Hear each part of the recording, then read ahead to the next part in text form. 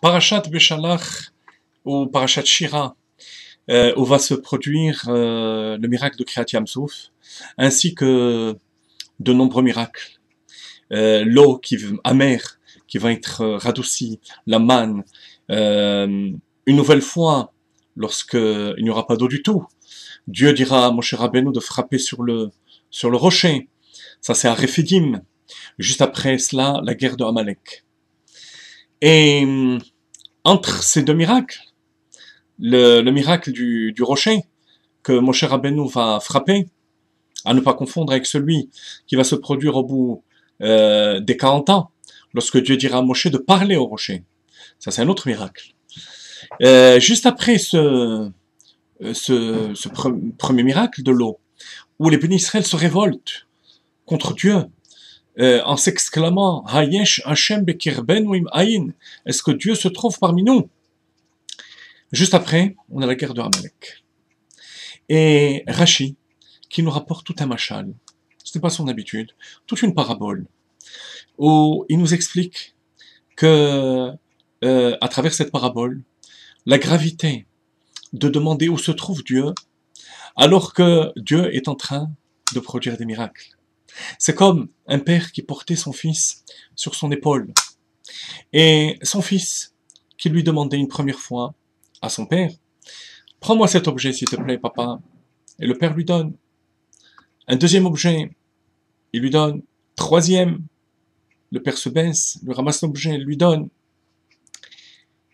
Et après, ces trois actes de bonté, de sollicitude du père par rapport au fils, le fils voit un homme qui s'approche vers eux. Il a oublié qu'il était sur l'épaule de son père. Il demande à cet homme-là, « Est-ce que tu sais où se trouve papa ?» Lorsque le père se rend compte qu'après toute cette attention qu'il délivre envers son fils oublie qu'il est en train de le porter, il le jette par terre, il le pose à terre. Avec violence, pour qu'il prenne conscience qu'il le portait. Et à ce moment-là, le chien arrive et le mord. Le chien, c'est Amalek. Le symbole de la chutzpah, de l'insolence, c'est Amalek, qui va venir mordre le peuple juif. Alors, on est étonné de toute cette longueur de Rashi, qui n'a pas l'habitude d'apporter des meshalim, des paraboles, pour, somme toute, expliquer quelque chose de très simple, la juxtaposition entre le miracle du rocher et la guerre de Amalek. Ben, tout simplement, on n'a pas besoin de Rashi. On comprend très bien que c'est dans le même lieu, à Rephidim, et que une épisode suit l'autre. Pourquoi est-ce qu'on a besoin de tout ce machin? Pour nous répondre à une question terrible. La question, c'est que le peuple juif a eu déjà des miracles, plusieurs miracles, de très grands miracles. Et là, il va y avoir des révoltes du peuple juif, notamment lorsqu'on arrive à l'épisode de l'eau, qui va faire que le verset va répéter une phrase. Hayesh Hashem bekirbenu im ayin. Est-ce que Dieu est parmi nous ou pas? C'est comme si c'était l'eau qui avait fait déborder le vase. Il ne s'agit pas d'une simple révolte. Rashi veut nous expliquer à travers ce machal que cette révolte, comme je vous disais, a cela de grave que Dieu est en train de produire des miracles, les uns après les autres. Et le peuple juif a l'audace, la chutzpah, de dire non pas simplement qu'ils ont soif ou qu'ils ont faim, ou simplement qu'ils grognent, mais plus que cela, ils remettent en question la émuna en Kadosh Baruch Hu, la foi en Dieu. Hayesh Hashem bekirbenu im ayin. Alors que Dieu les porte sur son épaule. Qu'est-ce que c'est l'image de l'épaule? Réfléchissez bien. L'épaule, c'est l'endroit qui est le plus proche de la tête. Vous voyez, une épaule. S'il s'agissait des deux épaules, il aurait fallu faire chevaucher. Que l'enfant chevauche les épaules de son père, et à ce moment-là, il ne le voit pas. S'il le prend dans ses bras aussi, il est en bas. Mais sur son épaule, il est obligé de le voir. Et là, une première fois, deuxième fois, troisième fois, le peuple juif s'adresse à Dieu.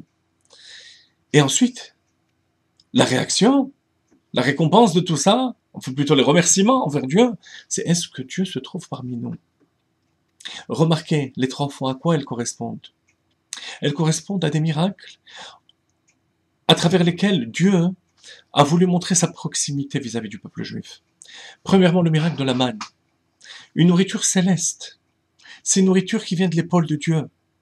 Dieu aurait très bien pu accomplir un miracle de faire pousser du pain par terre, dans des oasis, de l'herbe, du blé.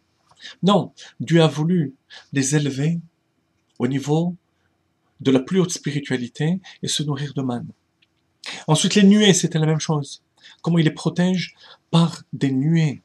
Donc par des éléments spirituels. Il ne s'agit pas d'armée ou de blocs de béton.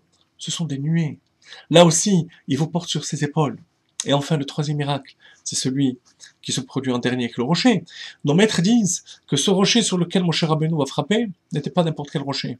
C'était le rocher, un rocher du mont Sinaï, qui symbolise donc la Torah, la plus haute spiritualité. Regardez comment je vous porte.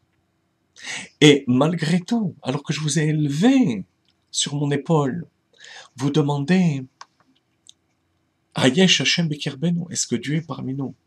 Alors là, Dieu les jette en dehors de la nuée et Amalek va les attaquer.